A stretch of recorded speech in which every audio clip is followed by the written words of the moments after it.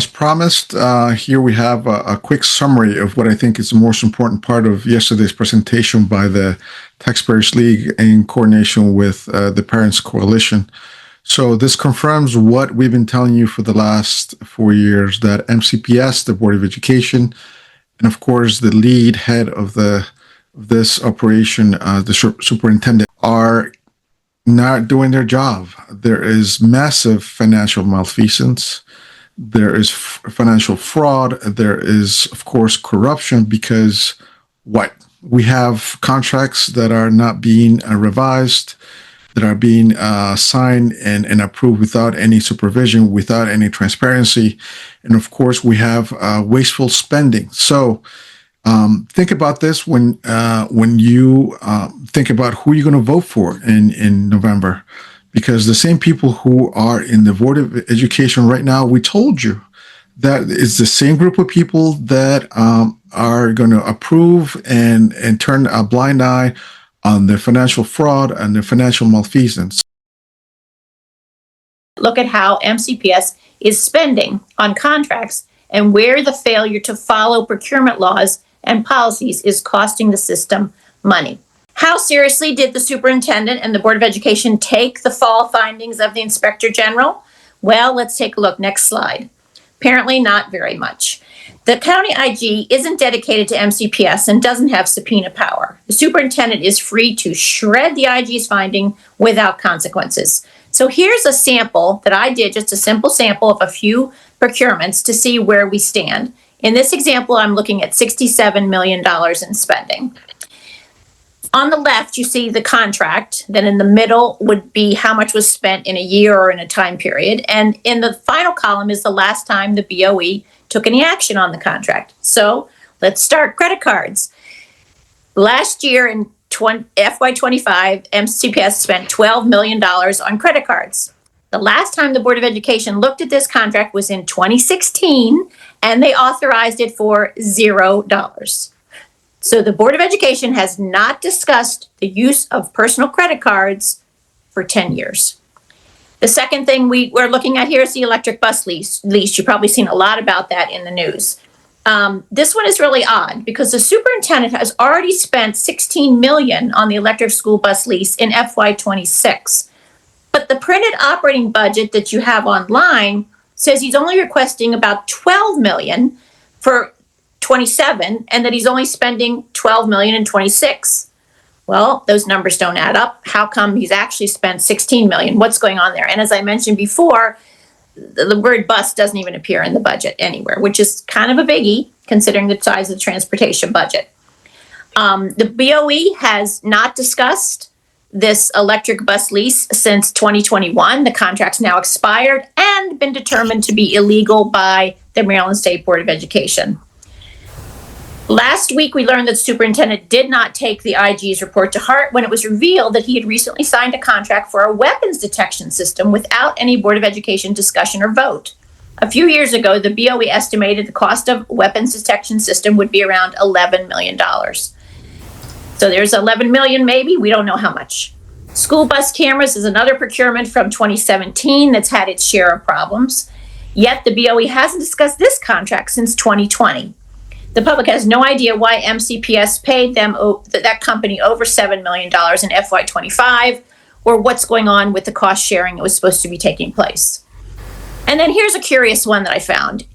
In the current year, FY26, MCPS spent $525,000 on Air China. Air China's an airline. Tickets to, we don't know. We don't know. So what should happen is I should be able to look at that expenditure, which I was able to pull up on the transparency database, which is hidden on the MCPS website, but I can find it, and apparently only I matter, because if you search for it on the website, you don't find it, or because we don't see the public process of this procurement coming to the Board of Education for a public discussion and a vote. So anybody's guess at this point. BOE did vote on a lease for new offices, but only in very basic square footage terms. They didn't actually see the contract, which they never see contracts actually. And they didn't have the annual lease for all of the commercial office space they're leasing put in front of them. But according to, again, the transparency database, they're spending about $7 million a year to rent office space while abandoning paid for and tax-free school buildings. And the idea with schools is they're supposed to be on tax-free land, so you're not encumbering the school system with a lease, and they're not involved with property taxes and things like that. But that's not happening, obviously, so there's $7 million being spent on that lease. In the fall, the BOE was surprised to see, or I don't know if they were surprised, but we were certainly surprised to see that the superintendent was leasing commercial office space. But in the resolution, the superintendent didn't exactly explain that what he was renting was completely empty, and it was going to require a lease plus a $10 million build out, and another $441,000 has been spent on an architect to design the inside of this lease. So that the leases are coming out of the operating budget, the build out is coming out of the capital budget, but together you can see what that expenditure, again, that's abandoning property that the school system owns free and clear for a commercial. Both of these, the office and the commercial warehouse, are leases with escalation clauses, so this is only going to get more expensive. Next slide, please. On this last slide, I just want to point out a few things. The Board of Education has recently eliminated 12 of their business meetings a year. Previously, they held 2 a month for about 24 a year. Now they're only doing one a month, which means they have less time to discuss contracts. Not sure that's a good thing. All spending is now on the BOE's consent agenda. A consent agenda is typically an agenda where you believe everyone is in agreement before it even comes before the board. And so for an example, at the January 22nd BOE meeting, the board approved $10 million in spending on the consent agenda. And occasionally there's a few questions, but not much of anything is asked about. And that just slides right through. Now, and this is stuff that does go before the board, which is better than what the Inspector General and I have found, which is contracting that's not going before the Board of Education. The electric bus, back to the electric buses again. The electric bus scheme was supposed to be budget neutral. We know that was not true. It's never been validated, although it was nationally publicized to be a budget neutral scheme. That didn't work out. And what we're seeing now in the actual budget is that from 2021 to this year, the cost of diesel and electric buses, the cumulative costs of both of those types of transportation, has gone from 16 million up to 24 million. Again, the electric bus contract has recently been deemed illegal because of the failure of the electric bus contract to produce the needed buses. The school system went to a no-bid diesel contract. Again, are we getting a good price on the diesel buses? Now we've had to go to a no-bid contract. Is that the best price we could be getting on the diesel buses now that they're back to them? The school system, MCPS and the Board of Ed, they know how to do audits. In fact, a couple years ago, they paid $168,000 for an audit of the MCPS Transportation Department. It was a great audit. It's a big, thick document. You can find it on the Parents Coalition website. ABC7 reported on it. It has never been discussed at the Board of Education. As far as we can tell, it was simply shredded. Another thing that has, again, not made the news and not been discussed is that last summer, MCPS hired an outside law firm to defend itself against 23 lawsuits that have now been filed under the Maryland Child Victims Act. The BOE did not actually vote to hire this outside law firm, but we can see from case records that they are now being represented by an outside law firm instead of the county attorney. And more importantly, the Board of Ed has not addressed the financial impact of having to defend themselves in these lawsuits, and the potential risk, if they were to lose, could possibly be upwards of $1 million per plaintiff. So they could be looking at $23 million in payouts, worst case scenario, under the Maryland Child Victims Act. This is an act that allows people that were sexually abused in MCPS schools by MCPS teachers to file civil actions. So this is a new law that came into being last summer, And at this point, at least 23 people have stepped up to take advantage of it. Finally, we keep hearing about the enrollment having declined. Well, if enrollment has declined, why are there still 368 classroom trailers in use at an annual lease of $4 million? So that concerns me. Classroom trailers are basically overseas containers that don't last, fall apart, have critters living underneath them, and are moldy, and they're educating children outside of their brick and mortars building. So as much as you want to talk about school security, as long as we have kids outside of the main school building, those kids are never safe. There's nothing you're doing inside the building that's going to keep those kids safe, because they're out there in those little containers, and they're not protected by anything you're going to do inside the school. So I would think if enrollment was actually declining, that would be a place where we would be looking to get rid of those things. I would just say also, we seem to be having a loss of transparency. Just there's been a number of things, troubling things that have come up recently, but one thing I discovered this weekend, the last 2 years of MCPS operating budgets have been locked and are now password protected. We're not going in a direction of more transparency, which was our hope with the superintendent. By not following procurement laws, the point of all this discussion is that diverts money away from teachers and classrooms. Parents, guardians, teachers, and students deserve financial honesty, not chaos. We discuss a lot here, a lot of things, and there's a lot of this, there's opinion, worked into all the different things we're talking about. And we all have different opinions. Be sure we don't all agree on everything that we're discussing here tonight. But what the Parents Coalition has always pushed for is a transparent budget and a transparent process so that all voices can be heard. So whether you want to spend something here or spend something over there, whatever your focus is, you want to be able to discuss it. You can't discuss it if it's under the table. And if it's under the table, there's money that's being diverted that we aren't getting to classrooms. I think that's it for me. Thanks. Thank you so much, Janice. And yep, so we're coming down here to the wire, maybe another 10 minutes or so. Thank you everyone to sticking in with us. If there are any questions in the chat or comments, Paula, anything you'd like to highlight? Yeah, there are. So I'm just going to read these because there are quite a few comments. Another recent note about PPWs, which is very obviously of interest to people on the call. Following recent ICE detentions of students' family members, the recent school shooting, and every incident of violence, a natural disaster, or another event of that kind, PPWs are immediately contacted by central office, including on nights and weekends, to provide crisis support directly to kids, families, and even staff members. 20 PPWs provided support at Wooten, and MCPS's letter only mentioned other positions. Less than 2 months after announcing the elimination of 20% of the department.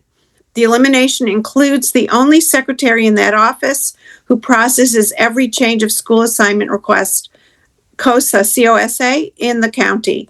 And then there are other comments.